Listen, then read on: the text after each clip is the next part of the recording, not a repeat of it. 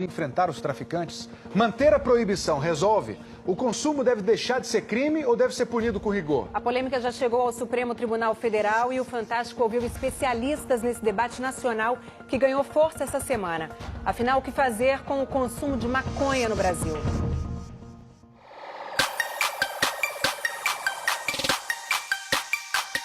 Por maior que seja a repressão, Todo lugar você vê um fumando maconha. por mais que se prenda, Aonde você tem droga? No pé. Tira. Bota no chão. por mais que se apreenda e incinere. É muito fácil conseguir maconha. Todo lugar vende. Proibir não adianta nada, diz a pesquisadora da Universidade de Brasília. A gente continuar dando doses maiores do mesmo remédio ineficaz que é a proibição e a gente não propor mudanças mais pragmáticas, informando a população sobre isso, a gente vai ficar repetindo um modelo fracassado. Liberar é que não resolve, afirma o Conselho Federal de Medicina. Essa liberalização desta forma seria uma catástrofe, com aumento da criminalidade, com aumento da violência de uma forma extraordinária e com o aumento do adoecimento da população. O debate está posto. O que fazer com o consumo de maconha no Brasil? Na comunidade científica, nenhum consenso. Manter a proibição? Descriminalizar? A Associação Brasileira de Psiquiatria recorre a estudos para defender a lei como está.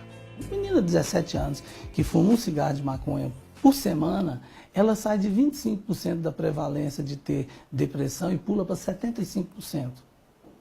Você mais do que triplica um adolescente que tiver uma tendência genética a ter esquizofrenia, de que essa esquizofrenia ecloda e aí acabou, é para sempre. Mas o mais renomado cientista brasileiro na área, com quase 60 anos pesquisando os efeitos da maconha, duvida de estudos que ele considera superficiais. Não há mais prova de quem usa maconha fica assassino, vai ter depressão, vai ter sei lá o quê. Isso não tem, está caindo uma por uma essas verdades. Né? E começam a haver agora provas de que a maconha tem efeitos benéficos na maconha. O fato é que hoje é proibido. O artigo 28 da Lei Antidrogas define o porte e o consumo como infrações penais. A punição é prestação de serviço e medida educativa. Mas o juiz pode enquadrar como crime de tráfico se achar que a quantidade e as circunstâncias não são de consumo. Aí a pena é prisão.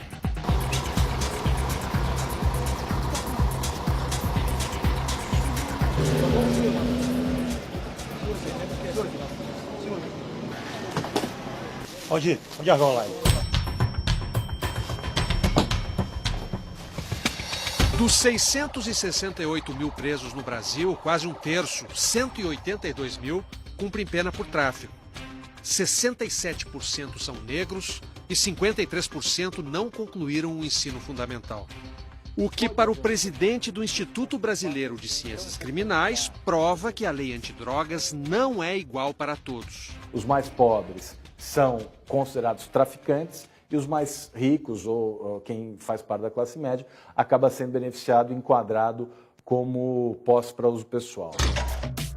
O julgamento de um homem que já estava preso e foi apanhado com uma pequena quantidade de maconha dentro da cela pode mudar a lei antidrogas. O caso está no Supremo Tribunal Federal.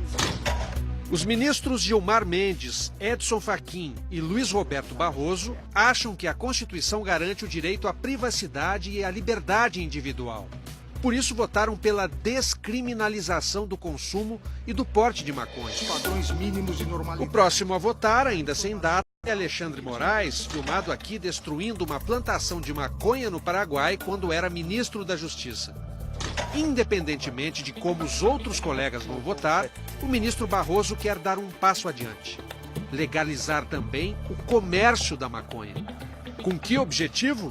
Acabar com o poder do tráfico.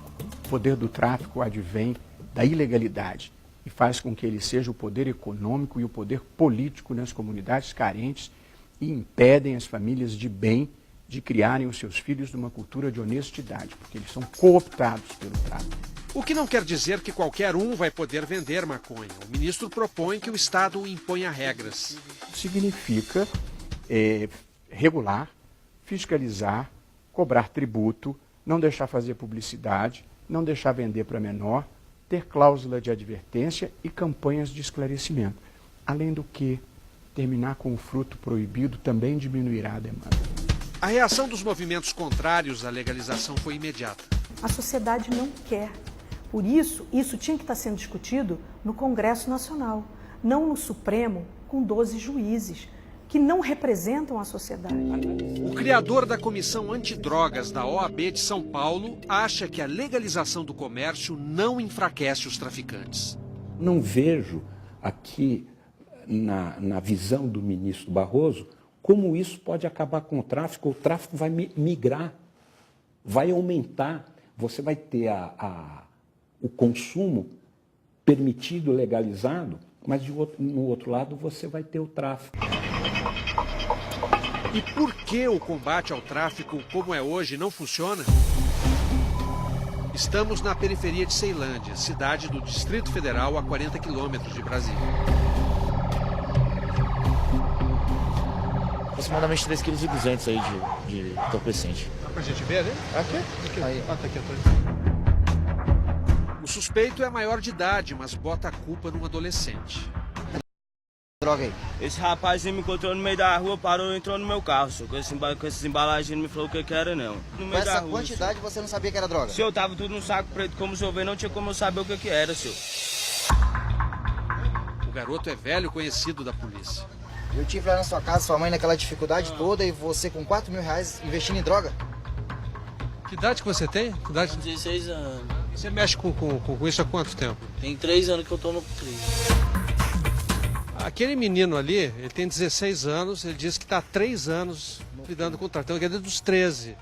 E ele comprou isso aqui por R$4.000, é isso? Ele próprio faz esses pacotinhos aqui, é isso? Ele próprio fraciona ela para vender. Porque ela está pronta já para venda. E atua aqui na comunidade? Na comunidade, ele é morador da comunidade. A polícia desconfia que há mais droga na casa do maior de idade.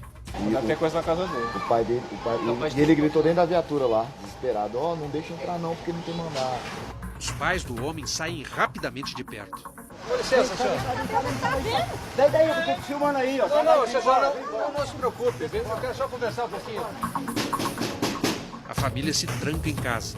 Como vocês não têm mandado, não podem entrar. Não, só com autorização da proprietária ou do proprietário da casa. Porque ela se trancou ali dentro, não sai, né? Sim, não quer conversar com a gente. Vocês não têm, às vezes, a sensação de estar enxugando gelo, assim, A sensação é essa, mas eles dão trabalho pra gente, a gente dá trabalho pra eles. Os suspeitos são levados, como tantos que entopem as delegacias pelo país afora. Ele fica por aí mesmo.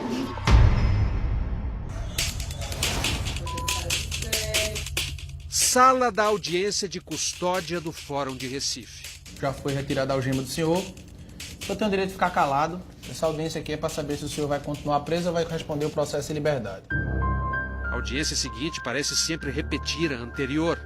O senhor faz uso de que tipo de droga? Maconha e cheiro pó. O juiz Luiz Vieira de Figueiredo vive um dilema diário. Não existe um critério objetivo. Tantas gramas é tráfico, tantas gramas é uso. Isso aí dificulta o seu trabalho aqui. Sem dúvida. A falta de um critério objetivo dificulta. Há risco de mandar para a cadeia como traficante alguém que é apenas consumidor? É possível que isso aconteça. É possível que isso aconteça. O juiz pensa 1000 vezes antes de se decidir pela prisão, mesmo para os que cometem pequenos crimes. Uma coisa é aquele indivíduo que, de repente, pontualmente, vez perdida na vida, se envolveu no crime. A gente diz assim, pisou na bola. Esse cara, ele ainda tem uma chance. Mas se ele cai dentro do sistema prisional e passa a se envolver com grupos de traficantes, pessoas violentas, que realmente vão pôr em risco a sociedade, o convívio social, esse camarada, provavelmente ele não vai ter mais chance. É o caso deste homem que está em liberdade condicional. Preso por um crime menor, acabou recrutado pelo tráfico. A pessoa cai de um 5 furto pequeno e aí ela passa a andar no meio de traficante, passa a andar no meio de homicida, passa a andar no meio de assaltante de banco, e aí tem que sair assim, um tipo de grupo ali, aí começa a traficar, começa a matar pros outros, porque eles são peixes pequenos e acha que tem uns peixes maiores lá, né?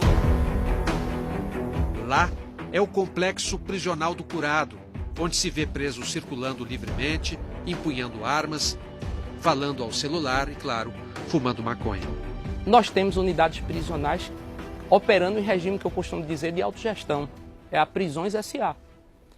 O preso manda dentro do pavilhão, os pavilhões são subdivisões de dentro da unidade prisional e os presos comandam os pavilhões com suas equipes. O tráfico dentro do sistema prisional comanda tudo. É ele quem dita a economia dentro do sistema carcerário. E como é que outros países enfrentam o poder do tráfico? O Uruguai se decidiu pela liberação completa do comércio da maconha. A venda em farmácia começou no dia 19 de julho. É preciso esperar algum tempo para saber se vai dar certo. O Fantástico foi ao pé da Cordilheira dos Andes conhecer uma outra experiência mais antiga, já com resultados concretos. Mas o caminho que o Chile optou foi outro. A lei chilena faz distinção entre porte e consumo. Fumar maconha em casa não é crime, mas andar por aí com baseado no bolso é. Como no Brasil, o Chile ainda discute a liberação ou não do comércio da maconha. A diferença é que aqui o Estado já se convenceu de que a cadeia é a pior alternativa para enfrentar o problema das drogas. De um lado, a penitenciária de Santiago. De outro, no prédio vizinho, o Tribunal de Tratamento de Drogas. Diante da juíza, o jovem escolhe qual dos dois vai frequentar. Se escolher o tribunal, vai ter de cumprir metas. ¿Tú estás dispuesto a cumplir con ello? Passar por um ano de tratamento clínico e sentar diante da juíza todo mês. Não é uma justiça de confrontos, é uma justiça de acordos, diz o ministro responsável. É uma justiça de acordos. A estrutura é dos tribunais que já existem e todos são voluntários, juíza, promotores e defensores públicos. A reincidência caiu de 70% para 7%. A gente oferece uma porta de saída e prisão não é saída para nada, é só o fundo da parede, diz o defensor. Habitualmente el fondo, la parede. A justiça chilena. Ângelo se trata aqui. O consumo problemático de drogas o levou a cometer crimes. Eu roubava, fazia roubos de todo tipo. De todo tipo. Mas depois de um ano de tratamento, ele vai para casa no fim do mês. Se não fosse essa chance, eu estaria na prisão e a minha história seria outra. Hubiese sido outra minha história. De volta ao fórum, acompanhamos a última audiência de Sérgio. ¿Tú eres abstinente total? Abstinente total. ¿Cuánto tiempo lleva? Casi el año. O sucesso do tratamento de Sérgio, um motorista que se envolveu com drogas e virou assaltante, emociona a defensora que o acompanhou. Eso da satisfacción, porque eso hace que todo esto tenga sentido. Todo lo que uno está haciendo dice, oh, esto funciona, de verdad que sirve. Ele se despede de todos e, na saída, explica o que o programa faz. A reestruturação da pessoa. Isso seria possível no Brasil? A 4.000 quilômetros de Santiago, Reginaldo prova que sim. Consumidor de maconha na periferia de Brasília, ele passou a vida fugindo da polícia. Eu comprava pouquinho só para fumar, mas corria o risco de uma hora ser preso, mesma coisa. Até o dia em que parou num centro de atenção psicossocial, um serviço público oferecido pelo SUS. Eu parei o carro aí na porta e vi esse povo todinho ali, feio. Feio, porque o usuário de droga é feio. Entrou, fez o tratamento, largou o álcool e não quis mais fumar maconha. Aos 62 anos, começou a praticar esportes. Bastou um mínimo de amparo, uma porta entreaberta, para que ele descobrisse no prazer da leitura o grande barato da lucidez. Parece que a visão ficou tão bom que eu estava a conta de ler assim, ó. Parecia aquele cara. Aí não quer dia que aconteceu isso comigo.